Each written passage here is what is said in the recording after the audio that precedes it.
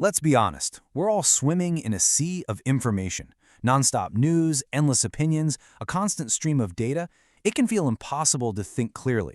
So have you ever wondered how spies do it? I mean, their entire job is to pull the actual truth out of an ocean of noise. Well, today we're going to explore the core lessons from former intelligence chief Sir David Omand's book, How Spies Think, to find a framework that can help all of us navigate this chaotic world. All right, here's how we're going to break it all down. First, we'll look at what happens when thinking goes wrong through a major intelligence failure. Then, we'll get into the good stuff, the 4-step C's framework for better thinking. After that, we have to confront the biggest obstacle, our own minds. And finally, we'll see how we can apply all these lessons from spycraft to the digital jungle we live in today. So let's kick things off by talking about why this is so important. You see, in the world of intelligence, thinking clearly isn't just some nice-to-have skill. It's absolutely critical. And when that thinking fails, the results can be, well, devastating. This really is the question of our time, isn't it? When you're constantly bombarded with information from every direction, how do you even begin to separate what's real from what's not? How do you find the signal in all that noise? And this is where the stakes become incredibly real. So picture it, March 1982.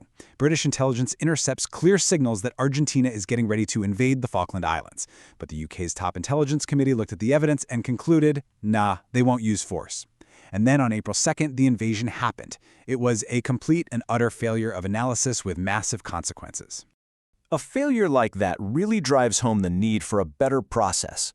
And that brings us to the solution proposed by Sir David Omand. It's a really powerful 4-step framework he helped create to prevent exactly these kinds of mistakes from happening again. He calls it the C's framework, and it's basically a structured way of thinking that's designed to take you from a bunch of raw, scattered data points all the way to a clear, strategic understanding of what's actually going on. Okay, so the framework itself is broken down into 4 stages that sound pretty simple, but they're incredibly profound when you put them together. You've got situational awareness, then explanation, then estimates, and finally, strategic notice. Let's dig into what each of these really means. Step 1 is all about getting a handle on what's happening. But here's the crucial part. You have to accept that your knowledge is never complete. Think about the Cuban Missile Crisis. The US initially believed the Soviets would never put missiles in Cuba. But then, 2 huge pieces of evidence came in, spy plane photos and a tip from a high-level Soviet insider. That new, credible evidence completely changed their situational awareness and, probably saved the world. So, once you know what is happening, the next question is why? Because facts don't just speak for themselves, they need context.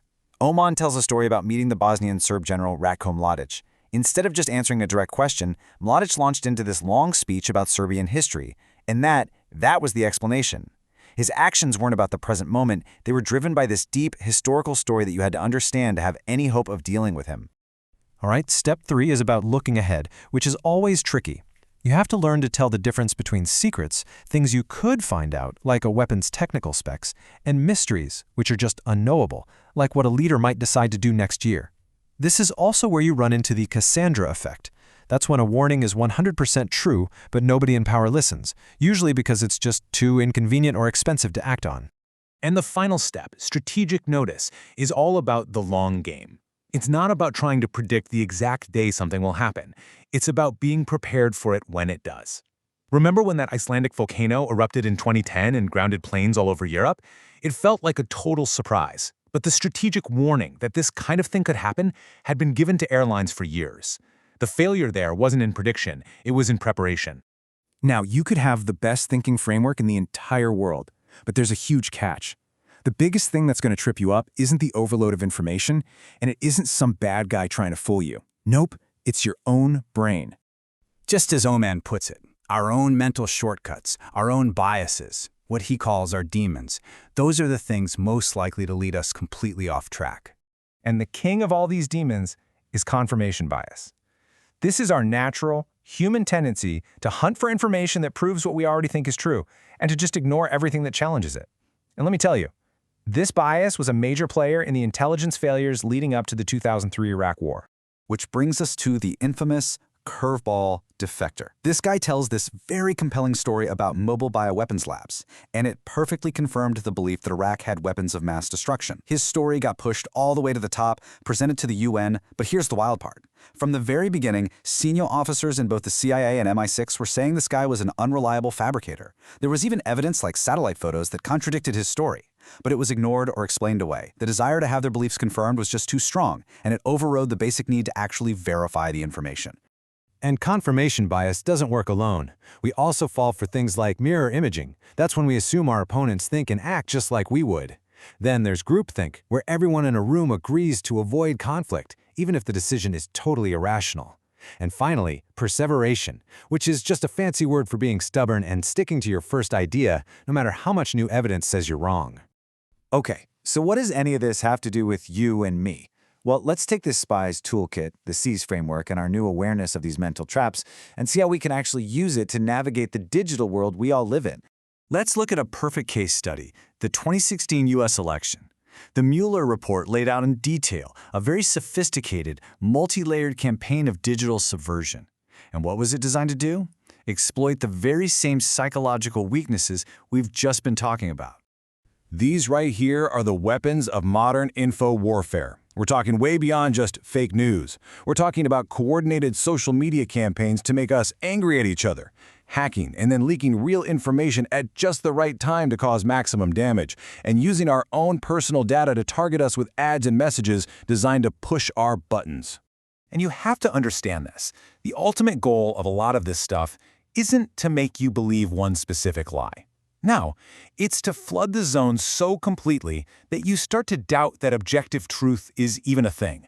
It's a strategy designed to make you exhausted, cynical, and to undermine your trust in, well, everything. But here's the good news. We are not helpless. We can use this very same toolkit to build our own digital resilience. Situational awareness?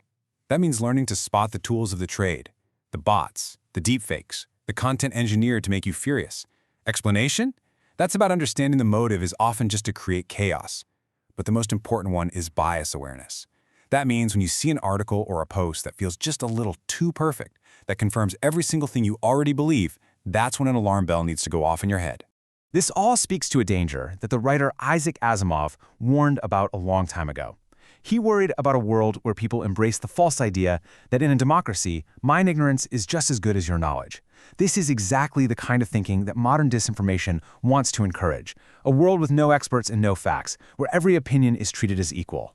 So, what's the big takeaway from all of this? It's that the tools spies use to find clarity, a structured way to think, and a deep awareness of their own biases, these aren't just for spies anymore. They are essential survival skills for every single one of us trying to make sense of the world. You know, maybe the best advice doesn't even come from a spy. It comes from the philosopher David Hume, way back in the 18th century. He said that a wise person proportions their belief to the evidence.